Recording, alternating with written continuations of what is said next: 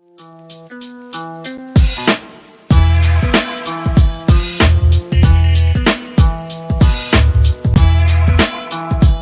now.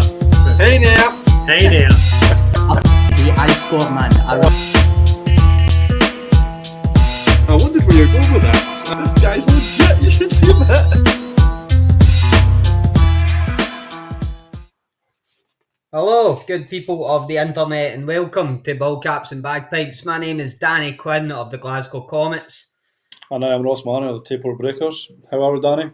I'm good, mate. How have you been? You enjoyed the summer when it was here, now that we're back in fucking winter? 3 days were lovely, yeah, it was great. And hail and rain and all sorts today and yesterday. Fantastic. How was the weather up in Tayport at the weekend there? It was sunny. Yeah. It was cold. Oh, it was cold. Bit of a wind coming off the water. Yeah, it was a bit chilly at times, but it was dry. Main thing. How about yourself in Glasgow? We were in Edinburgh, and Oh, I don't know if I've not got enough body fat or something, but I was just freezing. And like Edinburgh's field is like a gulf, it's like a valley, and the wind just sweeps in. So I was sitting there like in a base layer and my jersey, and I had a hoodie on, and I had like a big scarf on like between innings, and I was just like, honestly, man, it was like a big massive woolen snood.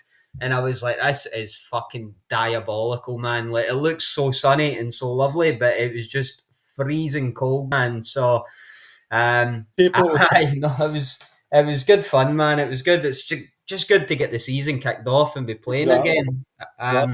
Good to see the guys back and see familiar faces from around the league. Good to be back playing again. Yeah, no, definitely. It's in the MLB, Jackie Robinson, day to day as well. So number 42, you're wearing it. Yeah. Jackie Robinson, Dodgers hat just for tonight. It's amazing. I was looking at sort of headlines for the MLB to see what we could talk about, but I don't think there's actually been much that jumps to the head. It's just been ticking over, isn't it? Yeah. I mean, we're joined by another Yankee fan tonight. That's great. Outnumbered big time 2-1 now. I was looking forward to that. The Jays have been alright. Not really hitting properly yet, but we've been alright. 9-8 so far. What's happening with Mark Scherzer? I got him in my fantasy team, and he got me 3 points and pissed off and was out immediately. He's on that IL just now. I don't know for how long. He's still with the team. He's not gone anywhere yet, so I don't know if he's going to come back anytime soon. But I don't know. He says he needs to be 100% ready before he can even start to throw again. So we'll see how long that takes. What expectations do you think the Blue Jays have of him? Because obviously he's a few years removed from being probably the dominant force that he was. Yeah. Like you think back, obviously 2019 jumps out winning the World Series, but he's kind of struggled with injury since then. So as a Blue Jays fan, what are you hoping for out of him? To be fit right now, I don't think it's happening. I think it's a massive risk, and if it paid off, it would have been great. But right now, it's not looking good. Even during spring, there was a few. He came out early a couple of games, not injuries, just like little niggles and whatnot. And the fact that he's already out. We started his first game, that's him. Came out with discomfort and been out ever since. Yeah. So they were still paying him a lot of money as well for a big risk that's not paid off so far. I guess you just, with the expanded postseason, you just hope he can get there, man, and then make a difference in October. That's what you're paying him for, to be honest. Like, I think the Yankees have several of those players with, like, Giancarlo Stanton, they play a lot of money in. You're like, you don't really care what he does, April to September. It's what he can do in October that you pay him for. So, you want him ready to play. Yeah, you got to avoid the injuries. You got to get in the field first. Yeah, that's the problem. You got to get on the field, but long way to go. I think what we'll do is we'll recap the sort of games. I might pick your brain about this week's game, and then we'll just bring our guest right in. Sounds good. So in week one, I'll cover AAA first. We had Cannons and Devils. Cannons winning 6-1, a really tight game, with probably, I guess, what you would expect to be, a developing team still. I don't really know what to expect for the Devils. So you kind of think, given the Cannons track record, that they're going to run away with that game. But to keep it 6-1 is a huge compliment to the Devils. Yeah, I don't know the guy's name, unfortunately. The new pitcher for the Devils, 13 Ks apparently on opening day, Wow. and still got beat 6-1. Yeah, it's going to help definitely have a good Yeah, arm, yeah, but Cannon's yeah. lineup is phenomenal, you know. The whole way Uh, through. Well, with Comets and Galaxy 7-5, so another tight 7-4 in AAA, sorry, another tight game there in the AAA that went the full 7 innings. So it's what you like to see in opening day is not not a boring game, but not someone running away with it. So another tight one in that regard. yeah, it's good to keep the league kind of tight as well. You don't want teams running away with it too early. Yeah, absolutely. In single A, we had Comets beating the Galaxy 7-5, and we had Knights beating the Angels in, I believe, a very tense game at 12-11. So, again, Right. for week one, tight scores all Yep. across the board, you Yep. know. Same again for week 2. Tight games. Yeah. So week two we had Comets at the Devils. Comets winning 12-2. I think it sounds like a runaway score, but it was actually very tight. It was two each, I think, up until the fifth or sixth inning. Wow. And then I think Comets just pulled away with a change of Yeah. pitcher. And you had the Tayport beating Cannons in what sounds like a phenomenal game. I know Avon racked up a tremendous amount of strikeouts, but you guys this year have added some arms as well, Oh, didn't you? good. Yeah, it was a great game, really tight. Great pitcher on both sides. Garrett was unbelievable for the Cannons as well. Defense was unbelievable. Not many hits. Tight 1-0 game. And how often do you see a 1-0 game in the Scottish League? It does not happen. Yeah, Not happen. But yeah, it was a great advert for baseball in Scotland. yeah. Some Did you fantastic manage players. to play in that game, Bash? I did not know. I was No. on the bench, unfortunately. Didn't get in. Didn't get in. It But goes to show you the depth you guys have got, but like you guys, I think out of all the teams have probably on paper strengthened, probably taken yeah, the biggest step forward in big, terms of strengthening. big time. We're losing Matt though. It was his last game for us on Sunday. He's going back to Canada. Right. Uh, but yeah, plenty more talent. Obviously, we've got Ethan this year. We've got Luis. We've got Don who's come to us. We've got Luke who came at the end of last year. But yeah, all guys ready to play every week. Yeah, nice one. Yep. In the single A, we had the Knights beating Tayport 15-12, and we had the Comets beating the Devils 14. No, sorry, the Angels. Sorry about that. 14-3. Yep. Did you catch any of the single A game? Yeah, I got about halfway through it. Good pitching. I know it doesn't sound like a 15-12, but it was our guys who were pitching James and Keegan their first ever time pitching the game. So, pat on the back just for having the balls to get up and do it. Really tight game. Both teams played really well. A bit more experience than the Knights, but last year we had young Ethan pitching for us. Yeah. He's back in the States now, so it was a chance for other guys to come up and stake a claim. They want to be the pitcher. Yeah, and how you guys managing? Obviously, the you're losing a big personality in Jason West, who really built the ground. Yeah, Built the field quite literally. Like it's a big yeah, transition. You've obviously got Stosh going into captain the single lane. You've got Avon and Shin Yen, I take yep, it, in the yep. triple A. Yeah. Well, Jason's still about. He was there on Sunday. He'll still pop in whenever he can and see the guys, and I'm sure Lance will support when he needs it as well, and give some advice to the guys too. Right, awesome, man, awesome. I think the focus of this show will just be getting on our guest who Yep. founded this podcast, John McKellar. So I think John has a tremendous amount of experience in baseball in general, been about in the Comets for a long time, and Yep. obviously tremendous effort in getting a podcast and visibility off the ground. So what we'll do is we'll invite John in and have a wee blather with him. Sounds good. There's How the you man. doing, John? You're pretty low. Can you? I can't hear you there, John. I don't know if you picked them up, Bash. I'm not hearing anything, John. Hello, There we go. can you not hear me? I can hear you now. Bit better Hear now. you. How you doing, John? How's things, man? I'm good, yeah. Comet's baseball's back, Danny. It's good to be back, and what a great start we've had. 2 wins, no losses in the single A division and the triple A division. Dream start. Hopefully we can continue to build some more momentum going forward. It's going to be a really tricky division in single A this year, and I think that the Comets in triple A have seen how hard it is to compete in triple A just the last couple of years. So this is promising to be one of the most exciting and most enjoyable seasons of Scottish baseball yet, I think. Definitely. What a build up, what a start. I guess we should mention, and what we probably should have mentioned was that Aberdeen, obviously been a staple in the Scottish League for a long time. I'm not competing this year. They don't have a team to put together.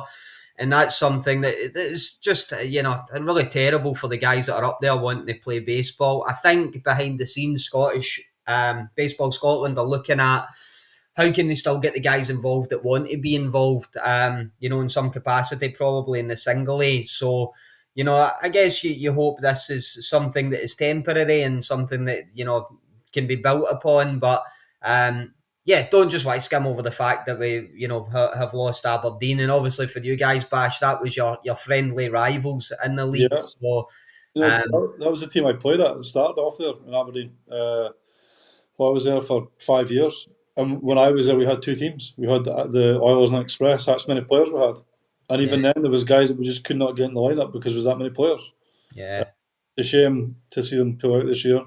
There was only maybe 10 guys last year, 12 guys last year. And it's hard to compete with that.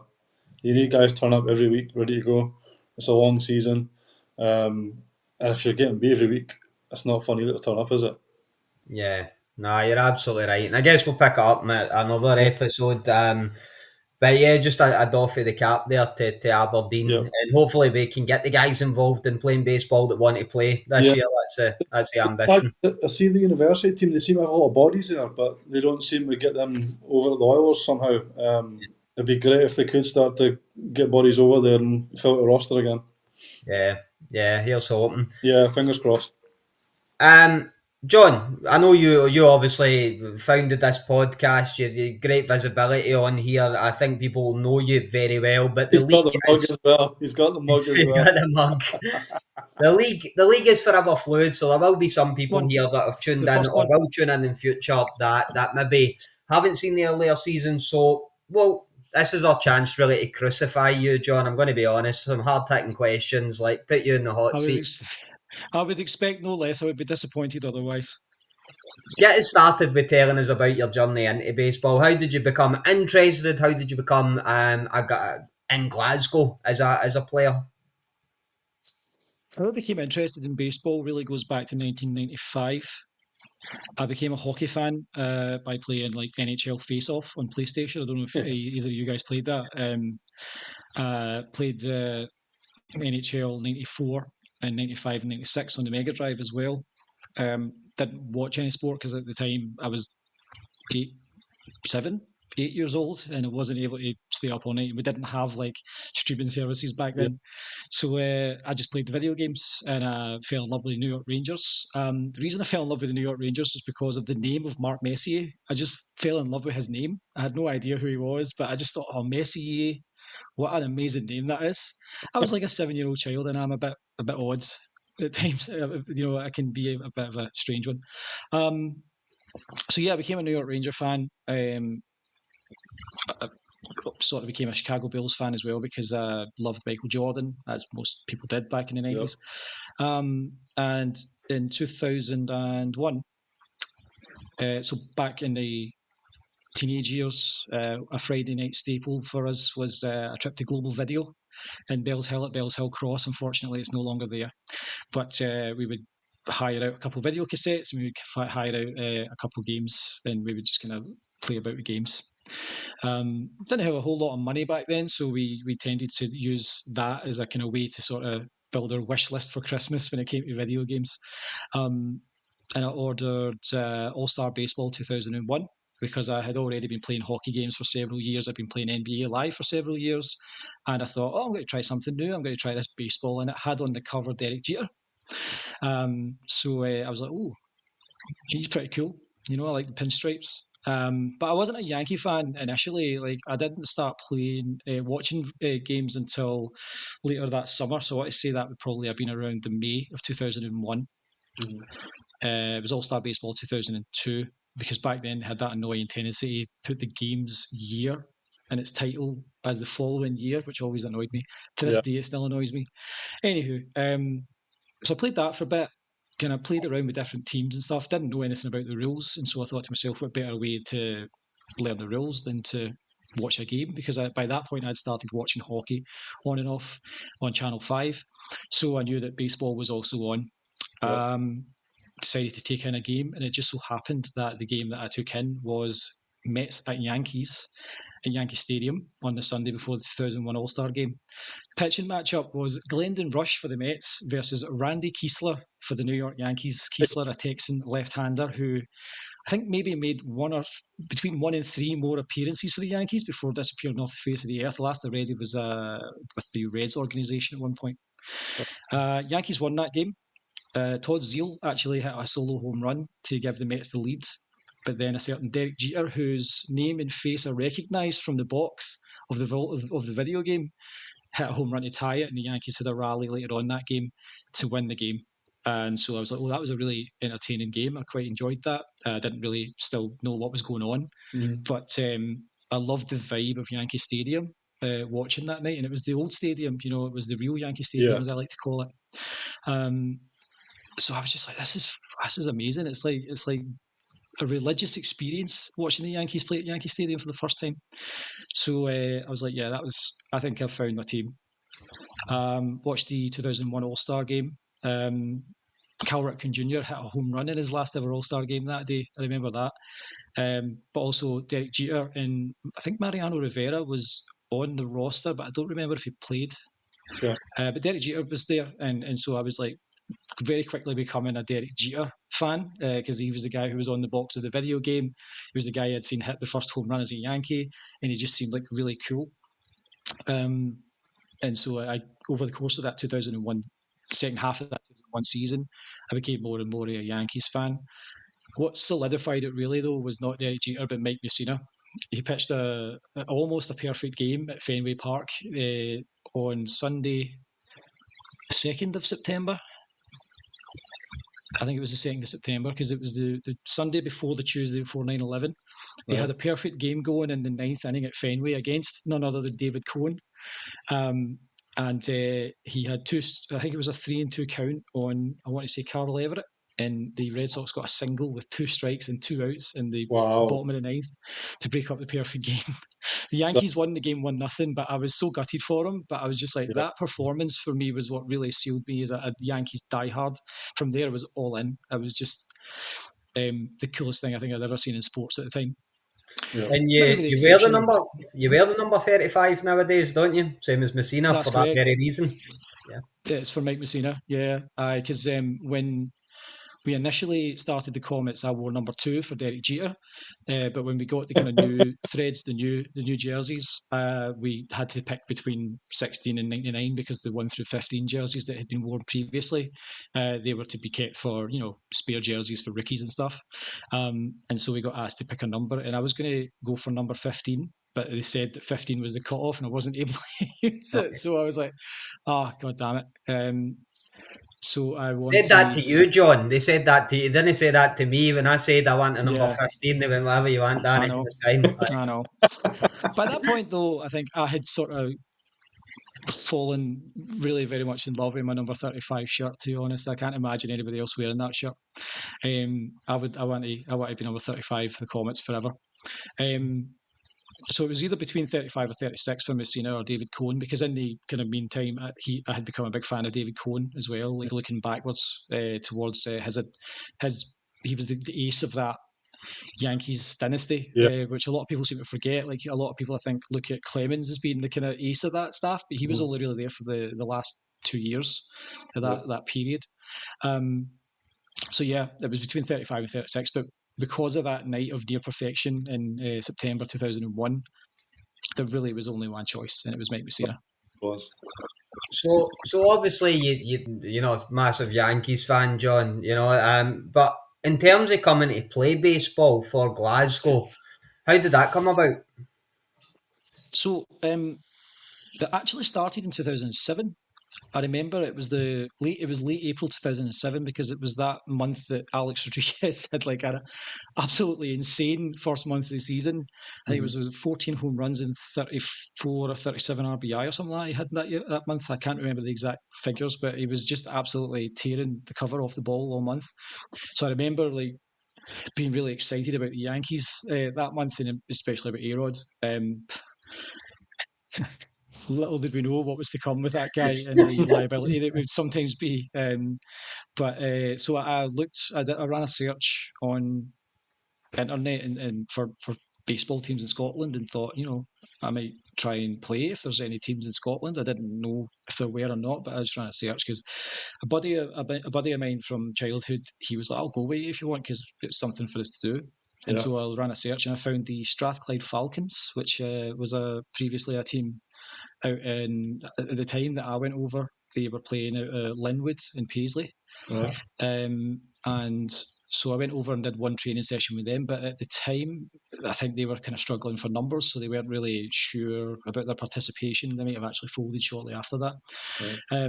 Nevertheless, my mate decided he didn't want to do it. And I was like, I can't be bothered going all the way to Linwood to train every week or every other week. So I'm just going to patch it. And so I kind of forgot about the idea of playing for several years. Mm-hmm. And then in 2013, I was 25, and I thought to myself, like, if I'm ever going to sort of try and play, it probably should be now because I'm going to eventually get too old to sort of be a rookie. Little did I know that this league is so welcoming to players of all ages. Like I had no idea that it was that kind of much of an age range that played in this country. And so I just ran a search. I think it was on Facebook this time, and I found Glasgow Baseball Association. And so I sent a message and just asked, I think it was Xander. It was either Xander or Jason. I think it was Xander that answered my message. And he was like, we train, I think it was Wednesdays back then. And so I was like, cool, I have a glove. It's a shit glove, but it's a start. And I'll come along and I'll see if I can, do this. And so I did. And it went from there. I think so. I got a 2:40 bus from Bells Hill to Glasgow, and I had no idea where I was going. I'd never been to Tollcross Park before, so I was like, "Shit, I need to try and find." And I didn't have like a phone back then. I had a phone, but it was a shit kind of primitive phone. So I didn't have like maps or anything like that. I just had to sort of try and find my way there. And I was like, "Okay, I'll get off the bus when I get to the Forge, and then I'll sort of ask somebody where is Tollcross Park." But I didn't have to because there was a wee guy a few seats down on the bus who had like a bag on, and it looked like he had like a glove hanging out of it and like a bat. And I was like, maybe he's going to the field. I'll just follow. I'll do is I'll follow. A thug, John. I could just be a normal guy with a bat at all. Yeah, that's Glasgow, and that's coming from Bells Hill, so you never know. At no point did that enter my thought process, but it probably should have. So I just thought to myself, of course, like, I'll follow that guy. I won't stop him and ask him, are you going to the baseball by any chance? I'll just follow this guy and see where he goes. So sure enough, I followed Mick McCusker from the bus to the field, like a guy in a spy film with a paper and all that, I followed him, and then eventually I kind of made myself known. And it was Jason Stott who was kind of taking training that night. And they were kind of again, cool. So you message Xander. It's good to have you here. We're just going to run some drills tonight. And it kind of started off pretty slowly back then. Like the first thing I remember working on was with Mick, and it was on my footwork. And I remember that was the first thing he complimented was my footwork. He was like, "You've got pretty good footwork," and I was like, "Oh, thanks, man." And that was a really nice boost to the confidence because, like, I think it can be quite daunting to sort of walk into that sort of size group, not having done it before. Like I had thrown a ball around a couple of times with a friend, but that was the extent of my experience with baseball at the time in real life. So from there, I just kind of went to training every week. That's right, Danny. I used to go every week. Wow. Imagine that. And yeah, so I think this is kind of mid-May. And so I was at it for 5 or 6 weeks before I got into a game. I remember I came along to, I think, 2 or so before I actually debuted, and just kind of was like, I don't feel I need to get in. I just want to be on the bench and sort of see the game in real life and in person, and get up to speed that way. And so that was kind of that.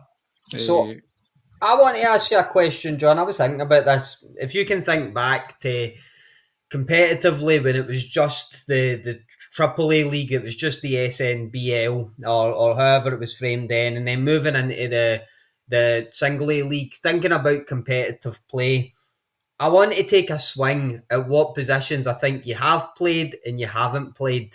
And you can tell me if Okay. I'm right. Okay, so I think you've played half an inning at catcher. Am I correct? Almost. I caught 6 batters almost. for Albert. Yeah, I Right. caught 6 batters for Albert in 2019, but he wasn't wasn't locating that day.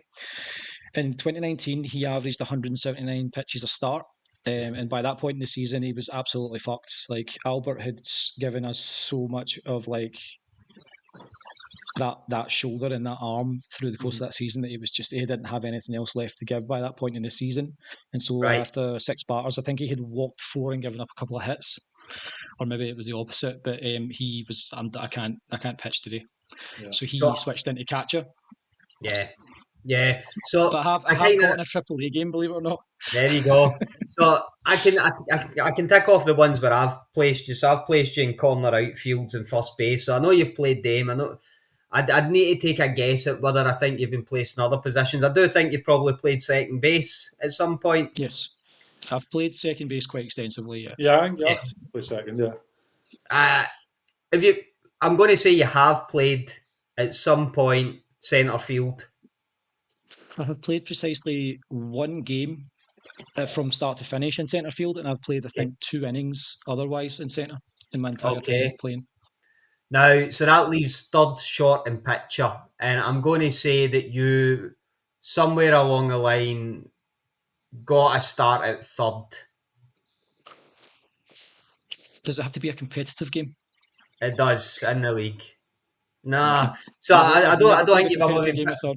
Okay, so I don't think you've ever pitched You or must went have into played short. short. You played second. You should have played short. I've never pitched. No, I so would you love to pitch. played short, right? What about short? I've never played short in a competitive game. I've What? played short in scrimmages and pre-season friendlies, but never in a competitive game. No. Okay, so then you've got catcher, first, second, and all the outfield positions, just not the left-hand side of the infield or pitching.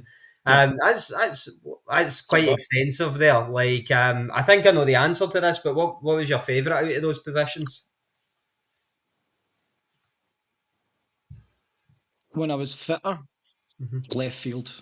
Loved being a left fielder when I was fit, but in more recent years, first base. Yeah, I loved being. When you first came in, John, really enjoyed being a first baseman. Was that where you wanted to play? You wanted to play left field?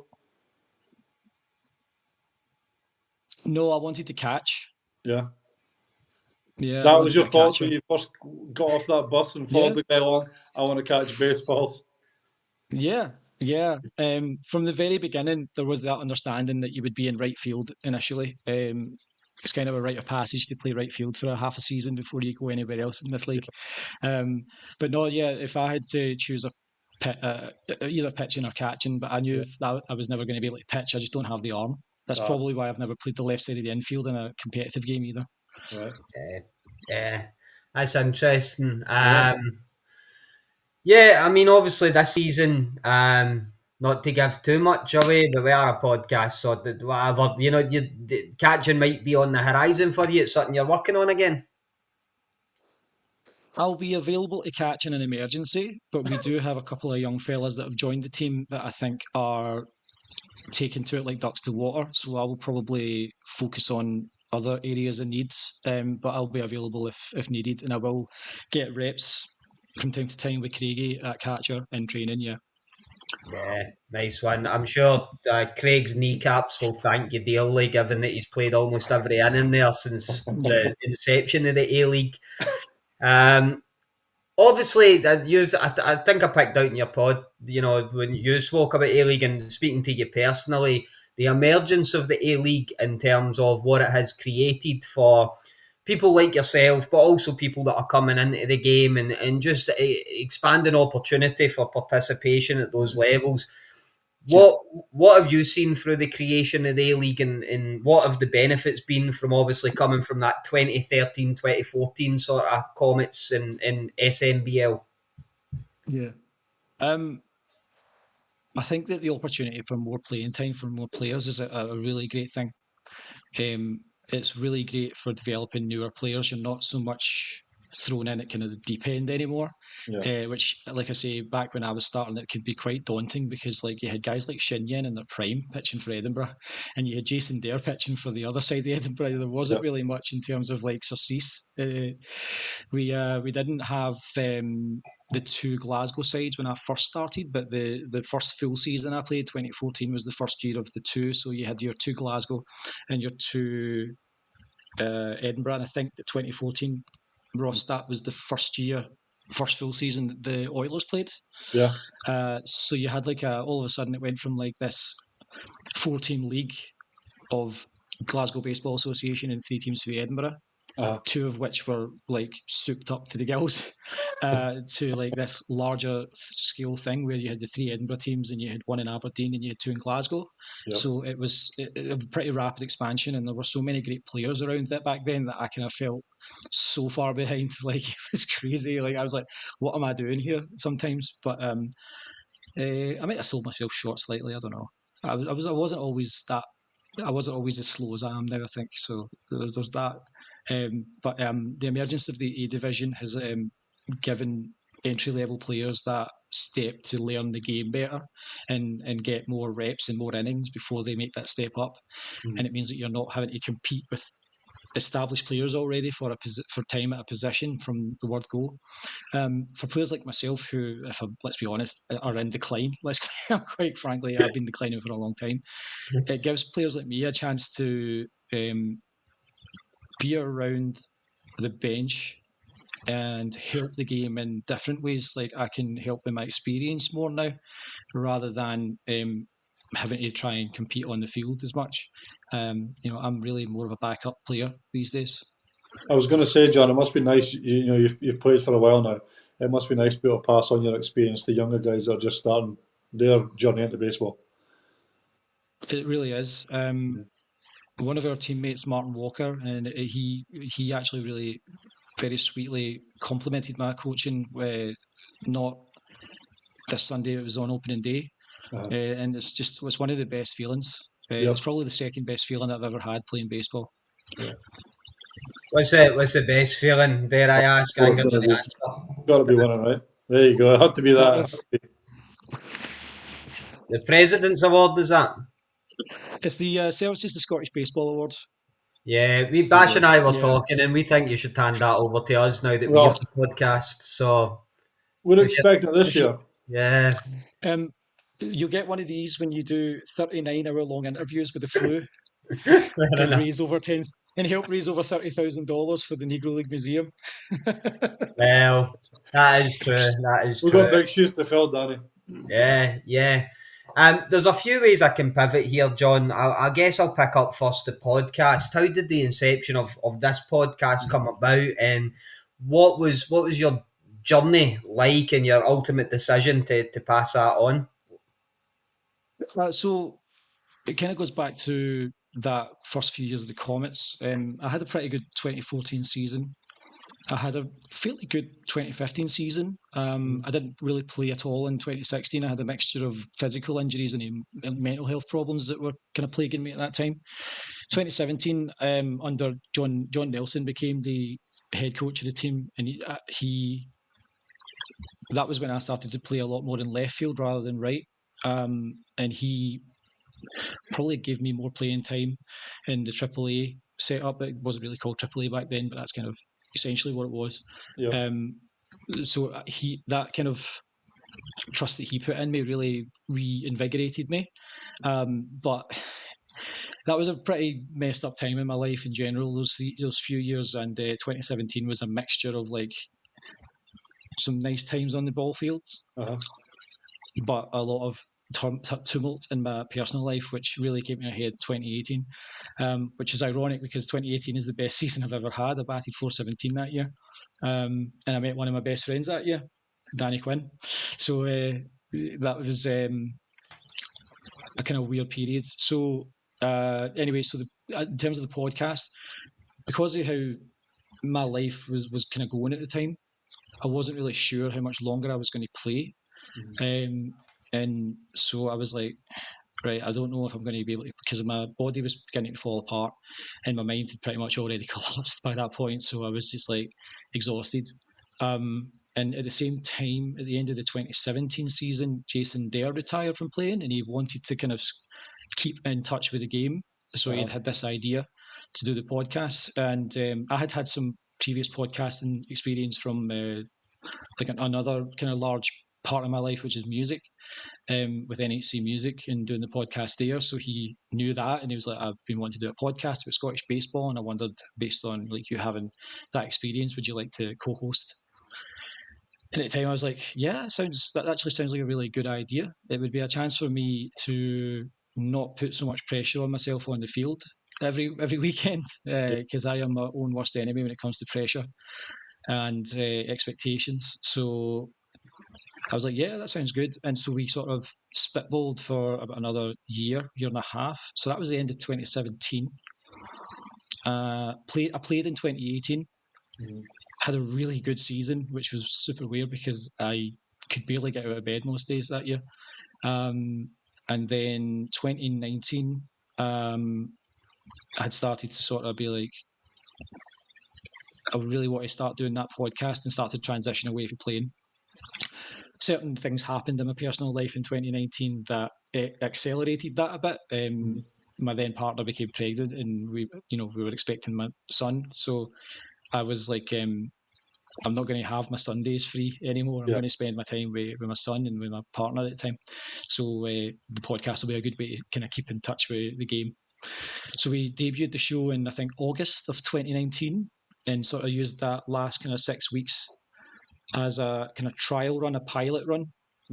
And it sort of went from there. Of course, our first full season of Ballcaps and Bagpipes was 2020, which was COVID year, which meant that we didn't have a season to talk about. So we had to kind of get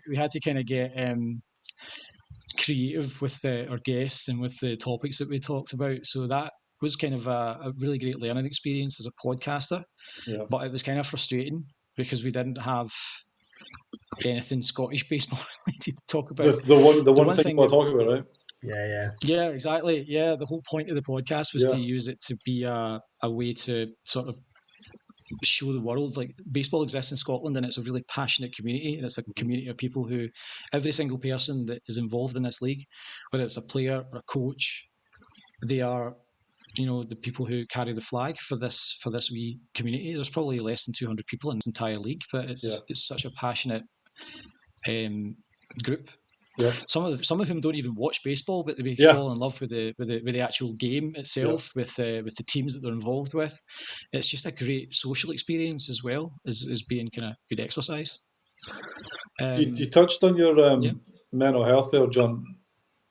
Going to the field on a Sunday, that must be a big part in helping you through that as well, though, right? Nowadays, especially, I think in 2018 it was, and I think that probably explains why I had such a good year that year, because I felt really like the game was a massive kind of break from a lot of the stuff I was going it's through a time back to switch off, and for those 3 hours, there's nothing else going on. It's just the game. That's it, right? Yeah, that's it. Yeah, fresh air.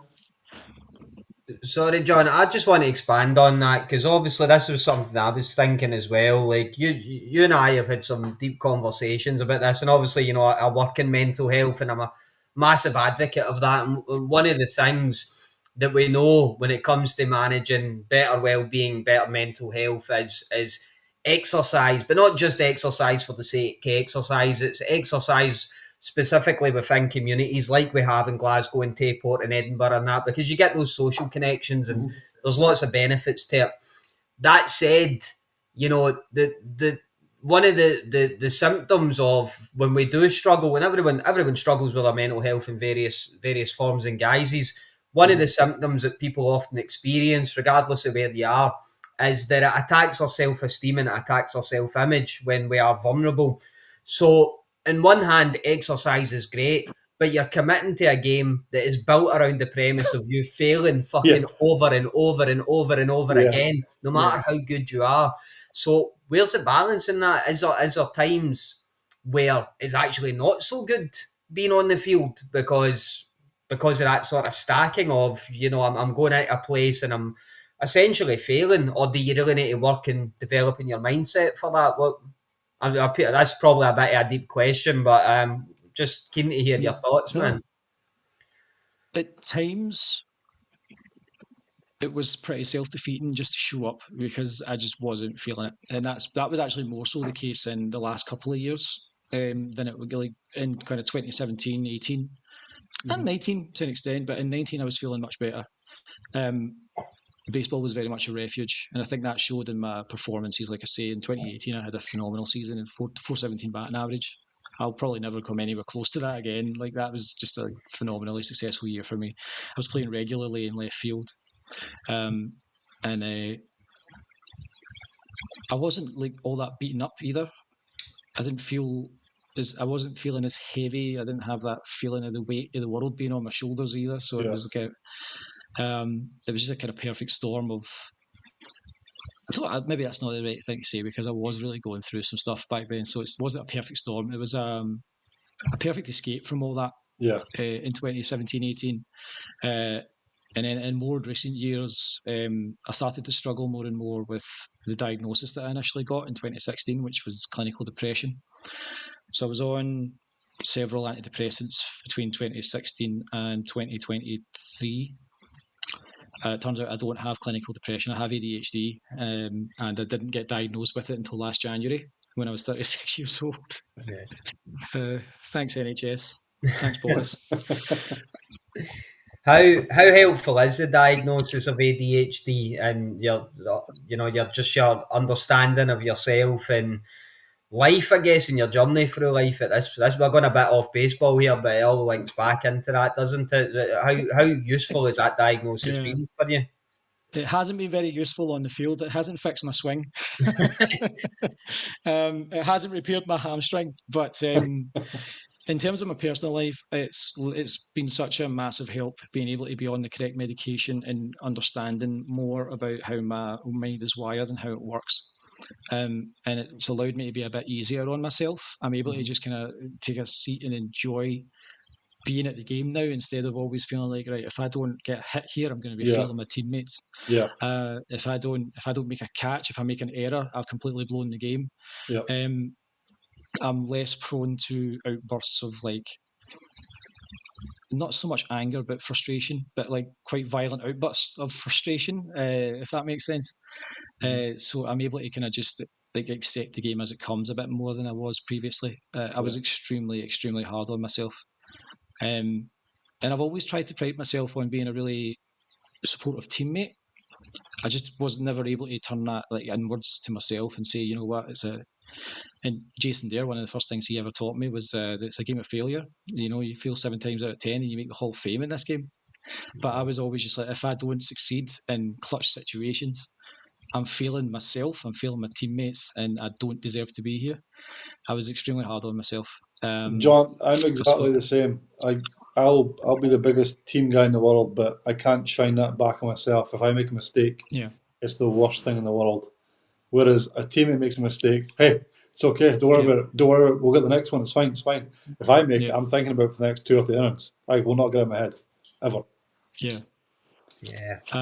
Danny will tell you it lasts a hell of a lot longer than a 2 or 3 innings.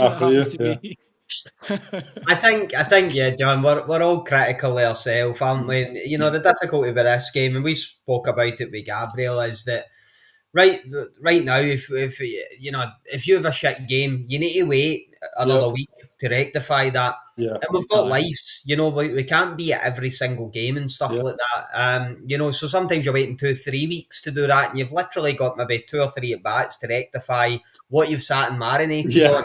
For it made an issue in your own head a lot of the times, like I think we're all guilty of that. I also think you do yourself a disservice when you think about coming through in clutch situations. And I'll pivot here because I'll take it back to the single A title a couple of years ago, because I remember we were getting beat off the Knights. I want to say it was 5-0 or something like that. And I remember it was like the third inning of a 5-inning game, and I remember just getting everyone round and just saying to them, "Listen, fuck all that. The game starts now. Like it's 0-0. What we're going to do? Like let's try and do it." And you can tell the story here, but you essentially came through with a massive double, an extra base hit that ended up creating the winning run. And I believe Gordon spoke to you before that at bat. So, I mean, talk to me a wee bit about that story, but also tell me, in that journey with the Comets, being that sort of team that never had any silverware from Baseball Scotland, being part of that team to actually first get, even in single A obviously, but getting that first piece of silverware, how much does that mean to you? Yeah, I had begun to feel a wee bit like Ahab chasing Moby Dick, because we had a couple of really good years. That 2014 season, we had a fantastic team, and we were competitive right until the end. 2019, we had a really good season, and we just kind of tapered off at the wrong time. So we came close a few times in single A in 2021, the first year of that. We were always quite competitive as well. Ditto 2022. In fact, I think what makes that game against the Knights poetry is the fact that in the final game of 2022 up in Tayport, we were up 5-0 and we blew the game, which then caused I think it was the Breakers that won in 2022. So they ended up winning the title on that day when we could have potentially won it, and we had been 5 runs up, and we just couldn't quite get over the line.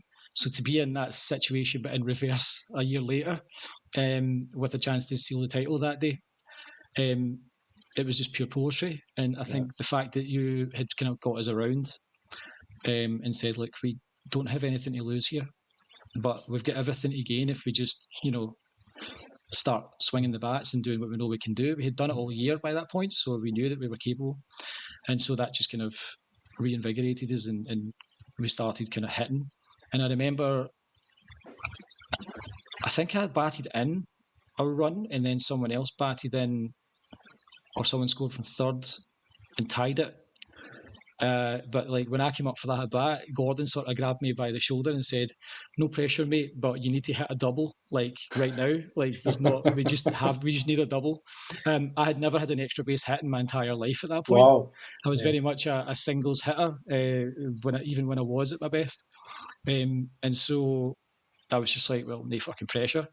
And sure enough, I think it was the first pitch. Yeah. I lined it down the left field line, and doubled. Yeah. Wow. And then I think, and I think there was like a ground out or a wild pitch or something, and someone scored from third. And then I think I advanced to third on a wild pitch or something like that. And then I scored what turned out to be the winning run in the title clinching season, the title clinching game in the 2023 season. And we finally tasted a trophy. We had won the Glasgow trophy, which was kind of like an exhibition game trophy toward the end of the year that we all kind of had. But as nice as it is to win that, you want to prove over a season that you can be the best in your division, and we had finally managed to do that after the Comets tried for a decade to do it. And yeah, it was a phenomenal feeling to finally get that over the line. Yeah. No, that's awesome, and yeah. So I think you certainly played a big part in that, John. And I think, as I say to everyone, I think we're all guilty of judging ourselves in base hits. There's something like, what is there, seven ways you can get in base, and you can help a team. You can strike out and help a team. If you sit there and you get a pitcher to throw you 7 or 8 pitches, and you add that tax onto somebody's arm, that's help the team. Like there's many ways that you can help a team. So, and I think it's just that mindset that we judge ourselves a lot of the time and just getting that hit rather than everything else around that. And we see baseball as being much more black and white than it actually is.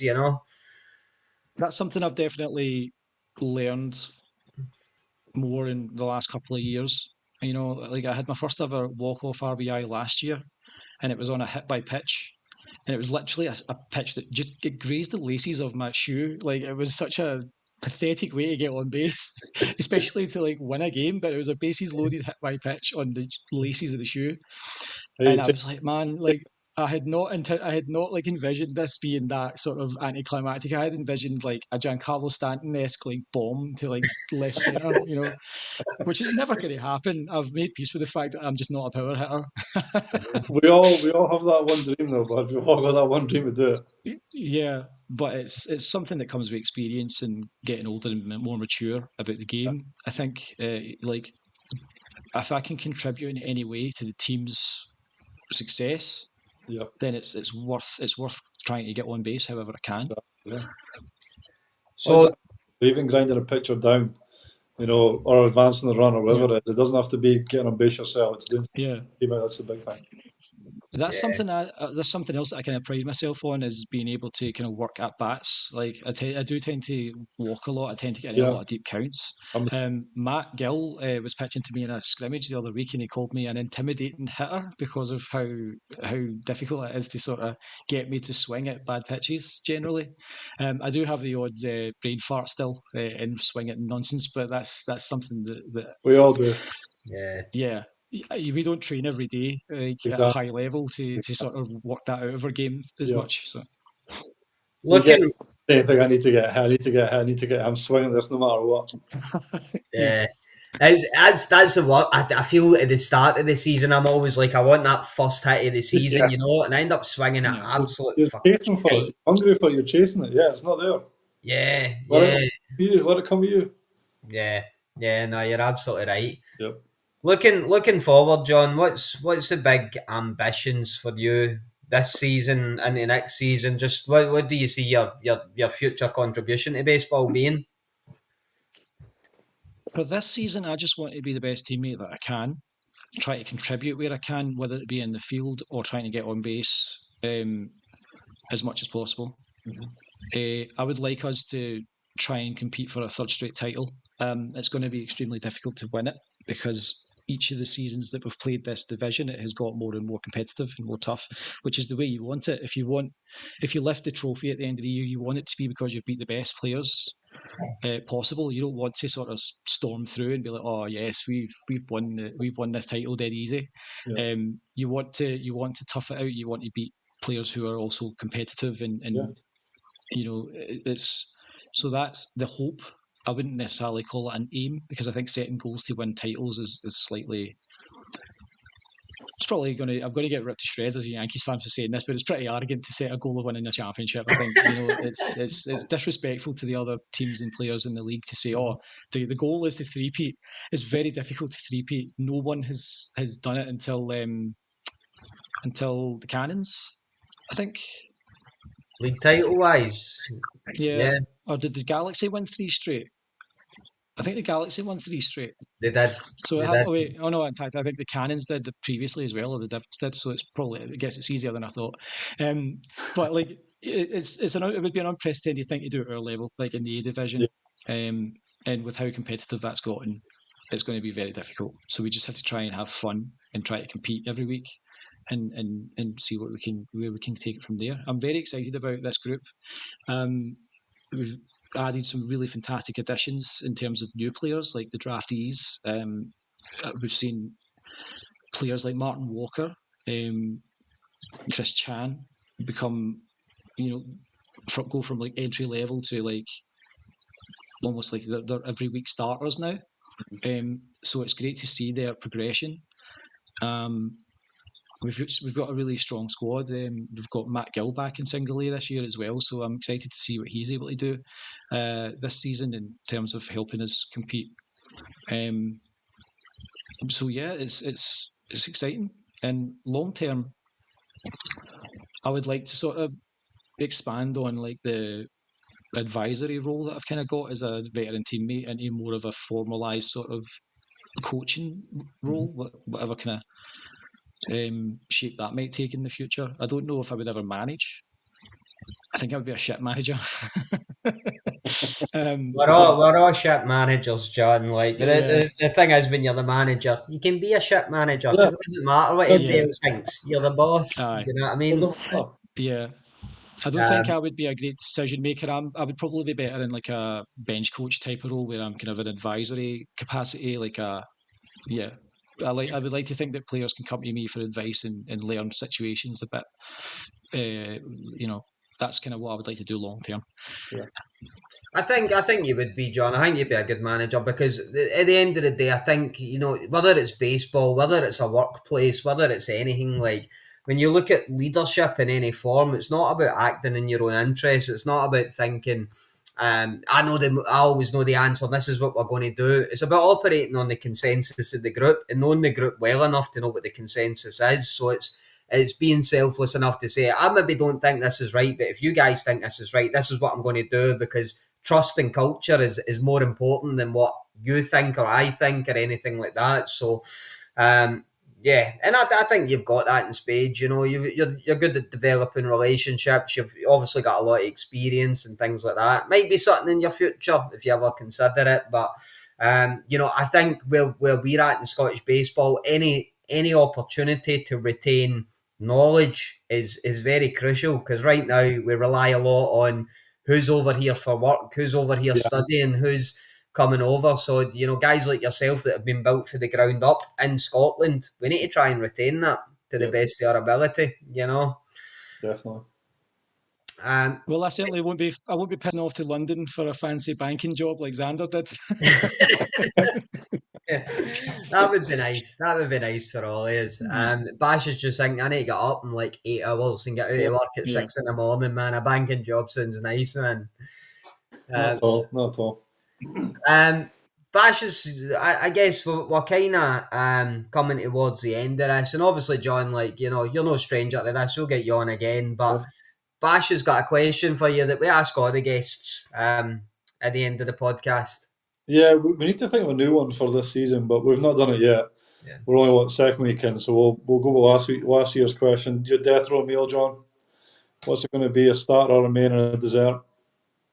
My death row meal. Yeah. Elon Musk's heart. Either rich. Or... For a starter or dessert or main, what are we thinking? I don't need dessert. If I can make the world a better place, I'll just have one course and then take that long walk down the Green Mile. I thought you were going to say the Aaron Judge 99 burger out of the Wagyu 99 burger out of Yankee Stadium, but Elon Musk works well as well, man. I'll make you sick that. John, anything you want to ask us or anything you want to pick up on before we leave? How was your first season co-hosting the show? Because you guys kind of got thrown together it was pretty short notice. Like Danny, yourself, you had a bit more notice. You joined Jason and I for the last couple of the last season we did it. But Ross, you kind of came along, I think it was actually after the start of last season. I think you very helpfully came in and did the kind of pre-season stuff for you, Danny. So first off, Bash, how did you end up getting involved? And how did your first season go, and what are your plans for this season and beyond? I was on as a guest, I think, the start of last season, the very start, maybe pre-season. It was pre-season. And then was it you, Danny? You messaged me, Danny, to say, Bash, what, you fancy being a host? I'm like, I don't have time for this. Like, I don't have any setup for this. I don't have any of that stuff. Then that's nothing. It'll just be a quick, 45 minutes an hour every 2 weeks. That'll be it. Just doing your phone. I'm like, oh, I can do that. So it's fine. It was great. Being a guest was fine. Being a host was a bit more nerve-wracking. The first couple, anyway. I just felt so. Yeah. Didn't know when to jump in. I'm just going to sit here and chime in every, 15, 20 minutes or so. Let Danny just take the reins. Good fun, though. And so, what's the plan for you guys going forward? Bigger guest, hey Danny. What's that? Big guess is what we're after. Yeah. Bash is in the inbox. Any minor leaguer that has any Scottish connection, if they've fucking ate a pizza crunch or fucking They did smell something with haggis, through, bashes right in there. sure enough, yeah. I'm in the inbox of any minor league player that's maybe sniffed a can of Iron Brew. I'm there. Yeah, one of the great joys of my life. It was one of the most enriching experiences I've ever had. Was that Negro League fundraiser that Jason and I did in 2020. Some of the people we got to chat to were amazing. One or two of them have actually become very good friends of mine. Particularly David Holden from Canada. Shout out to David. And we got to interview Christopher Brown, who was one of the sports artists, but he was also a former Cubs AA pitcher. We got to chat to him a couple of times. Nice. He told us the story of the time that he ripped his own jaw off, which was pretty gruesome. He got rattled in the jaw by a line drive and it shattered his jaw. And instead of like trying to hold it together, because of how badly it was swelling, he tried to open it and it just kind of like, He started like 10 days later. He missed one start. And we got to speak to Josh Gibson's great-grandson, which was amazing. That was an amazing experience. We spoke to the head of the Buck Leonard Association as well. Some amazing guests. So that was an amazing experience. And I've said amazing enough, so I'm going to move on to the kind of finish. Yeah, but it's great. We spoke to Mark Donaldson from ESPN as well, which was a really great episode.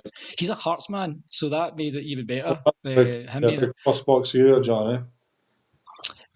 That was great to talk to Mark, because he had previously been the Hearts TV commentator. Has done a podcast about Hearts for the last 6 or so years. Right. He's Hearts as fuck. So it was great to chat to him about baseball, because he was also doing the whole baseball stuff on, I guess, BT Sports or whatever it would be over here. So that was great. There's so many opportunities that I just could never have fathomed being possible happened because of this podcast, and so I'm pretty proud of it, and I've been really proud of both of you in the way that you've taken the reins and made last season was so entertaining. You guys have a great dynamic, and you have taken the show, in my view, to new places that I could never have. So I think that you guys we left it in good hands. We'll pay you later, John, for that comment. Yeah. I think, to be honest, like one of the things that struck me, and it's a bit off tangent, it's a bit not. One of the things that struck me when I went over to New York and I was in a Yankees bar, and and seeing like people just in Yankees shirts talking baseball, and it was like honestly like I died and gone to heaven. Like I was just like not even game aside, just being in a place like this, like sitting in a bar. I remember sitting in a bar. It wasn't even in the Bronx. It was in Manhattan, and there was this guy. Well, the Yankees Dodgers were on or whatever, and just sitting talking baseball with this guy in a pub that I didn't know, and I was like, "This is fucking awesome, man." Because I like football as well, man. But it's very prevalent growing up and going into your adult years and to be in a bar talking football, but just never having that opportunity to sit and talk baseball. So when this podcast came about and this opportunity, I was like, I want that. I just want like if a couple of guys, if like me, you and Bash caught up after a Tayport Comets game in the pub for a pint afterwards, what kind of stuff would we talk about? What kind of things, what would the conversation be like? And I think, the Bash and I got on really well, man. I think that's what we've achieved, really, to keep it informal and actually down at the ground. And I'm dead proud of what we've achieved in the first season of Ballcaps and Bagpipes. But it's just been a pleasure to take that over for you, John, and to try and build upon that, because all the nice things you have said about us, we can equally shine back in Jason and what you've done for the sport as well. So it works two ways, Exactly, yeah. Couldn't agree more. It's my second greatest accomplishment in life, behind becoming Arthur's father. Is this wee plaque that I got, which in 2021 in Tayport. I'll never forget that, because I had absolutely zero advance warning that it was happening. And I was sitting with Julie, my partner, and Andy Vaughan was like trying to negotiate with the bar to buy this full bottle or something that they were originally only willing to sell him a glass of or something like that. And he was like, could you sell me the bottle? And he was trying to like haggle the price. And everybody was pished. And he starts, Paul Convoy, who was president at the time, just starts kind of talking about this new award. And I think it was Chuan I think it was Chuan, one other person who I cannot for the life of me remember. And then he starts going on about and lastly there's one for this person who has done so much for this and that, and then it's like, oh, okay, and I didn't initially click that he was talking about me. And so when he said my name, I was absolutely stunned, and everybody sort of like started clapping and stuff, and it was like really loud, and it was such a sweet moment. And I went up and I kissed him on the face. That was in Tayport. I remember because I drove up to Yeah. Tayport with you, and I got That's right. Yeah, Yeah. That was the Tayport's first year. So yeah, no, well deserved, John. Well deserved, man. Definitely. That's awesome. Right. Anyway, it has Appreciate been a pleasure having you on, and it won't be the last time. I promise you that, man. Thank you so much for joining us tonight, and look forward to catching up with you in the field over the next few weeks. But take it easy, all right? Good to talk to you. Happy Jackie Robinson Day, everybody, and would be remiss if I didn't finish it with a wee Bobby Bonilla. Cheers, John. Take care. That's for the OGs.